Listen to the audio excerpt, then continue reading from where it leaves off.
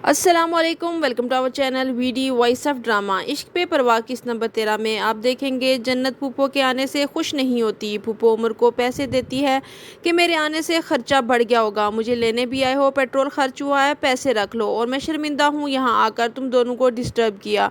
उमर कहता है आप ऐसा बिल्कुल ना सोचें और पैसे अपने पास रखें। आपने सोच भी कैसे लिया कि मैं आपसे पैसे लूँगा। आतिफ अपनी बहन को बताता है कि फूफी हमारी दुकान का 6 महीने का एडवांस ले चुकी हैं। वो कहती है तुम गुमान मत हो, तो वो कहता है मैं बाहर चला जाऊंगा, लेकिन तुम लोग अपनी आंखों से पट्टी उतारो। उमर और जन्नत फूफो को घुमाने लेकर जाते हैं, लेकिन वो थोड़ा चलकर कहती है मैं थक गई हूँ, तुम लोग घूमो, और जन्नत को घूर कर देख रही होती हैं। घर आते ही जन्नत को बहुत बातें सुनाती हैं कि तुमने यहाँ आकर मुझे कॉल ही नहीं की, मुझे तो क्या अपनी सास को भी नहीं की जिसके बेटे के पैसों पे तुम अय्याशी कर रही हो। मुझे लग रहा है तुम्हें मेरा यहाँ आना अच्छा नहीं लगा, इसलिए तुम खुश नहीं हो। अपनी दादी से तो तुम बड़ी गप्पे लगाती हो, इतना अरसा हमारे साथ रही हो, तौर तरीके नहीं सीखे, और अब उमर को भी बता देना कि मैंने तुम्हें बातें सुनाई। जन्नत नीचे जाकर रोना शुरू कर देती है। उमर उसको ढूंढते हुए आता है तो कहता है कि तुम इसलिए रो रही हो कि हम कश्मीर नहीं गए, तो सॉरी, अगली दफ़ा हम ज़रूर जाएंगे। जन्नत उमर को नहीं बताती कि फूफी अम्मी की बातों की वजह से वो रो रही है।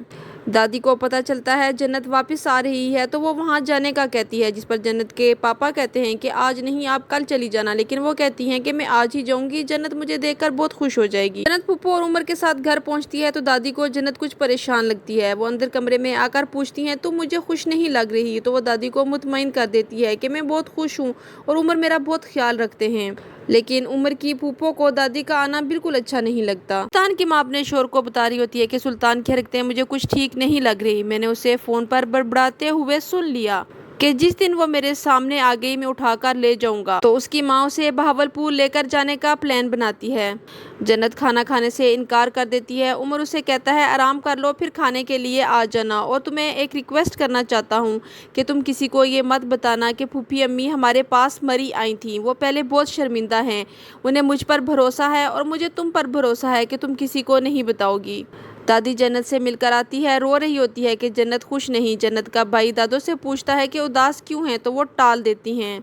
फूफो जन्नत को कहती हैं कि आज हम घर में घुसे ही नहीं तो तुम्हारी दादी आके सर पर बैठी हुई थी, मैंने पहले भी तुम्हें कितनी दफ़ा मना किया। तो जन्नत कहती है कि अगर आपको पसंद नहीं उनका आना तो मैं मना कर दूंगी। तो फूफो कहती है कि तुम किस तरह से मुझसे बात कर रही हो, उमर और आतिफ ने कभी मुझसे इस तरह से बात नहीं की, और मैं उमर से कह दूंगी कि मैं तुम्हारी बीवी को तुम्हारे कहने पे आज के बाद नहीं समझाऊंगी, करे वो अपनी मनमानी। की सास बाहर आती हैं तो देखती हैं वो परेशान बैठी होती है, तो उससे पूछती है कि परेशान बैठी हो, क्या उमर ने तुम्हें कुछ कहा है तो मुझे बताओ। वो कहती है नहीं, मैं दादो के घर जाना चाहती हूँ। तो वो कहती है जरूर जाओ, कुछ भी शेयर करना हो तो मुझसे किया करो, मुझे अपनी माँ समझो, तुम जब जाना चाहो वहाँ जा सकती हो, और तुम्हारे घर से भी यहाँ कोई आना चाहे तो कोई रोक टोक नहीं। सुल्तान की माँ उसे अपने साथ बहावलपुर ले जाने के लिए राजी कर लेती है। आतिफ जन्नत से पूछता है भाभी आप कहाँ कहाँ घूमी हैं, मज़ा आया, चेयर लिफ्ट पर गए थे। जन्नत कहती है कि हाँ हमने बहुत इंजॉय किया था। फिर वो पूछता है कि आप कश्मीर नहीं गई, तो जन्नत के मुँह से निकल गया कि वो फूफी अम्मी आ गई थी ना। तो आतिफ हैरानी से पूछता है फूफी अम्मी आप लोगों के पास गई थी।